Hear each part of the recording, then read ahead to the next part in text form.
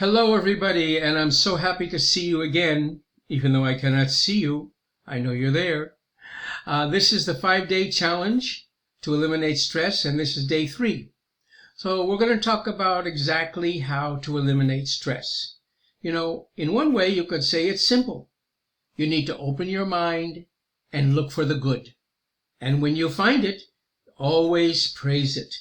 You focus on the positive. It will definitely help you. Okay, let's go through this together. So, opening your mind is so important because you can learn and grow and change.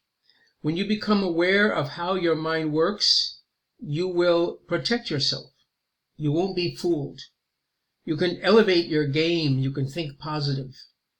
You can be realistic, absolutely, but you can focus on the positive, okay? So I want to tell you a little bit about how the mind actually works. According to Mel Robbins, who's a very famous speaker, the 3 reasons it's so hard to change are, number 1, your unconscious mind loves what it does over and over again. That's why there's habit. You ever heard the phrase, creature of habit? Oh my goodness. I'm just a creature of habit. When you drive to work, you take the same route day after day. Imagine you drive from point A to point B. You work at the same company for 5 years. Can you imagine? 220 times a year for 5 years? Over 1,000 times you take the same exact route to work. You're not even aware of what you're doing. Okay? Because your unconscious mind loves doing what it does over and over again. It loves habit, whether it's good or bad. Your unconscious mind wants more of things it's familiar with because it can predict the outcome, you see? It's predictable. So, the unconscious mind says, that's great, I knew that would happen. See? Doesn't have to worry, doesn't have to think, doesn't have to adapt. It protects you. Because, hey, it worked last time, let's do it again this time, okay? That's the protective mechanism. The second thing is your mind will fight against anything it doesn't know. Oh, I don't know. You mean there's a detour? Oh, there's construction on the road today? I can't turn right like I've done for the past 100 days. I have to turn left. What am I going to do? Oh, I better turn on my navigation right away and change. It's going to say, hey, you went the wrong way. Whatever is new is unpredictable and unknown. These are not patterns to lean upon, so it requires effort. Your unconscious mind doesn't want to work. Your unconscious mind only likes what it knows.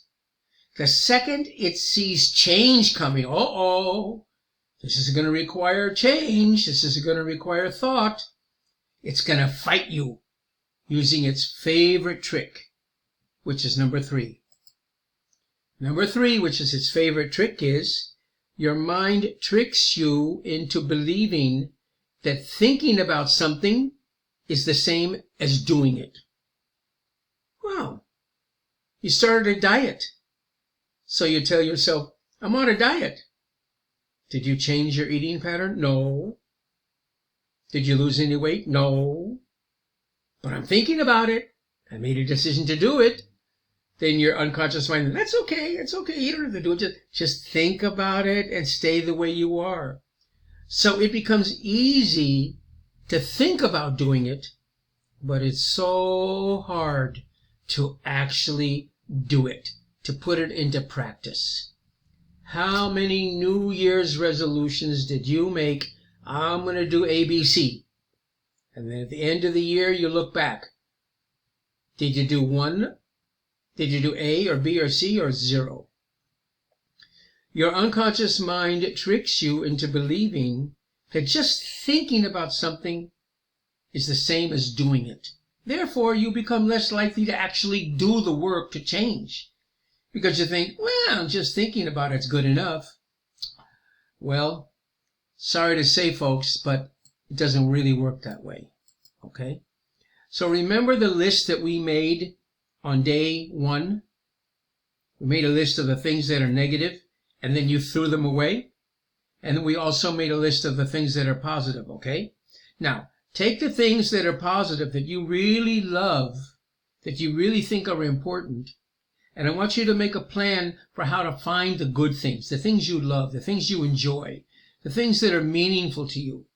So go over that list or make a new list of the things that you love, things that make you happy, okay? And then figure out ways, how can you search to find those things? What are some clues that you can use to find things like that?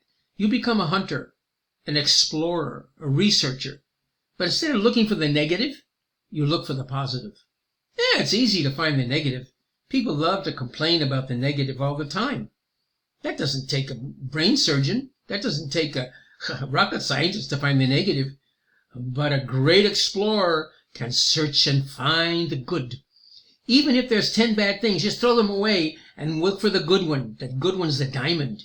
It's like people that search for diamonds. They find all kinds of different things, rocks and pebbles and dirt and who knows what. And then finally, after hours and hours and hours, they find one little teeny diamond. See? Search for the goodness. Identify the positive aspects of the event. Learn how to locate opportunities for growth, for development, for optimism. Always find and use positive thoughts. This is your homework assignment for the next day. Okay? So, for example, make a cookbook of good thoughts. You know, you have the bad thoughts and you have the good thoughts. Now, the bad thoughts, you don't need them anymore. But even the good thoughts, you need to clean them, cut them, strain them, simmer them, and use those good thoughts to create new patterns that lead you to energizing activities. Activities that will empower you, like new recipes. Instead of a recipe for a new dish or new food that you love eating that gives you health and nutrition, look for a new recipe for happiness. Look for a new recipe for self-fulfillment, for how to turn lemons into lemonade, for how to turn the negative into the positive, how to turn defeat into victory. This is your challenge. This is your homework assignment. Okay? Study how the mind works. Number 1, unconscious memories and thought patterns accumulate. I think you already know this. And they form dirt or trash, just like your computer, like your iPhone or your Galaxy or your computer, okay? These patterns need to be broken down and reconstituted, recycled, and upgraded. Constantly, we get messages to upgrade our marketing plan, to upgrade our programming in our computer, right? And number 5, we learn to create new thought patterns around the same former events. The event is the same. Last time when that event happened, you went screaming out of the room and you threw yourself into the couch and started crying. Or maybe that's just an example. That's how you felt. Or that's what you wanted to do. But you held it in and just suffered. Okay? Now the same event happens and you say, oh, I knew this was going to happen. I'm prepared. I'm ready to go. I've made a plan for how to do this. You see, when you become realistic, this is part of resilience. When you become resilient, you face reality. You don't deny. You don't say, oh, I'm never going to have bad events. I'm never going to have challenging obstacles in my life. Well, of course not. There's always going to be problems or obstacles. But we can also call them challenges, roadblocks, barriers, opportunities for growth, opportunities to become stronger. You see, we can change our viewpoint. The event itself is the same. It won't change, but our response will change. Okay? In fact, science is now showing that advances in neuroplasticity are resulting in discovering how changing our thoughts can even change our DNA. We can reprogram our brain and our neurons just by changing our thoughts. And we can change our thoughts by evaluating our perceptions very carefully. You know, an event occurs And then we need to evaluate, is this event dangerous or is this event harmless? Now, during that evaluation period, if we rush to judgment and say, oh my God, it's dangerous, then we're relying on the old way we used to do things a million years ago, the limbic system, like a lizard, just to survive. But today, we don't want to just survive.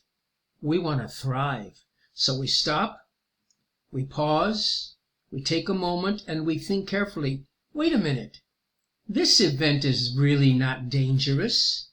I can handle this. I handled this last time, and I was able to turn it into a successful experience. Okay? So your homework assignment is to learn how to create positive phrases within your mind and positive attitudes and write them down, how you will respond. Okay? It was very nice to see you again. Thank you for participating in day 3. I appreciate your attention and effort. And tomorrow we will go to day 4. Thanks again, and bye-bye.